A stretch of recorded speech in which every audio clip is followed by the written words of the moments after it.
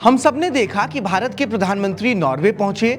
Norway के प्रधानमंत्री के साथ उन्होंने ज्वाइंट प्रेस ब्रीफिंग की और इसी दौरान नॉर्वे की ही एक महिला पत्रकार ने उनसे भारत में प्रेस फ्रीडम और अल्पसंख्यकों को लेकर एक सवाल किया, लेकिन पीएम मोदी ने उनके सवाल को तरजीह नहीं दी और वो चलते बने। सोशल मीडिया पर नॉर्वेजियन पत्रकार के इस सवाल ने तो बवाल मचा दिया। सियासत से लेकर सोशल मीडिया के धुरंधरों तक ने भारत के प्रधानमंत्री को इस पर तुरंत घेरना भी शुरू कर दिया। ये अच्छी बात भी है, लेकिन फिर एक तरफ से यह दलील आई कि नॉर्वे में दोनों देशों के प्रधानमंत्री की ज्वाइंट प्रेस ब्रीफिंग के दौरान कोई सवाल ही नहीं लिया जाना था, यह पहले से ही तय था। इसलिए यह पक्ष नॉर्वेजियन पत्रकार के सवाल को एक एजेंडे से प्रभावित बताने में लग गया। वहीं इस बीच दूसरी तरफ से भी दलील आई कि हेले लिंग जैसे पत्रकारों की बदौलत ही नॉर्वे प्रेस फ्रीडम इंडेक्स में पहले पायदान पर पहुंचा है। और फिर पत्रकारों का तो काम भी यही है कि हुक्मरानों से सवाल पूछे, कठिन सवाल पूछे और जहां मौका मिले वहीं पूछे।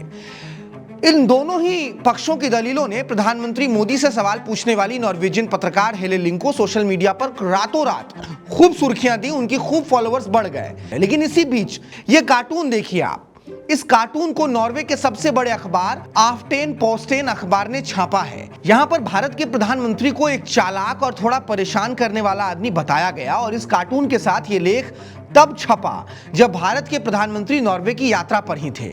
यूं तो सोशल मीडिया पर देश से लेकर विदेश तक के लोगों ने इस कार्टून को नस्ल भेदी ही बताया और इसकी आलोचना ही की, लेकिन आप इस कार्टून को फिर से गौर से देखिए और सोचिए कि क्या प्रेस फ्रीडम इंडेक्स में अव्वल आने का यही तरीका होता है कि आप अपने यहां मेहमान देश के राज्याध्यक्ष के तौर पर पहुंचे किसी व्यक्ति को लेकर ऐसी नस्ल भेदी कार्टून बना दें और फिर उसको ही क्रांतिकारी पत्रकारिता कहकर बेचने लग जाएं।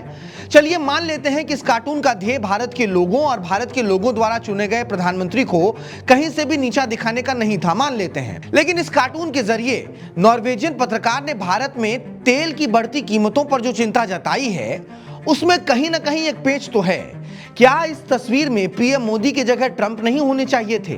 क्या यह सवाल जायज नहीं है कि आज विश्व में जो ऊर्जा संकट पैदा हुआ है उसके लिए प्रधानमंत्री मोदी से कहीं ज्यादा अमेरिकी राष्ट्रपति डोनाल्ड ट्रंप जिम्मेदार हैं? सोचना चाहिए इस सवाल पर नॉर्वेजियन अखबार को भी और आपको भी कि क्या नॉर्वे जो अपने आप को प्रेस फ्रीडम इंडेक्स में सबसे पहले पायदान पर बताने का दंभ भरता है, उनके यहाँ क्रांतिकारी पत्रकारिता की यही मिसाल है कि आप अपने यहाँ पहुंचे मेहमान देश के राज्याध्यक्ष को इस तरीके के नस्ल भेदी कार्टून बनाकर अपमानित कर दें। आप इस पर क्या कुछ सोचते हैं? कमेंट बॉक्स में अपनी राय जरूर दीजिएगा। मेरा नाम भारत सूरज है, आप ये खबर वीटी चोखा पर देख रहे थे। नमस्कार।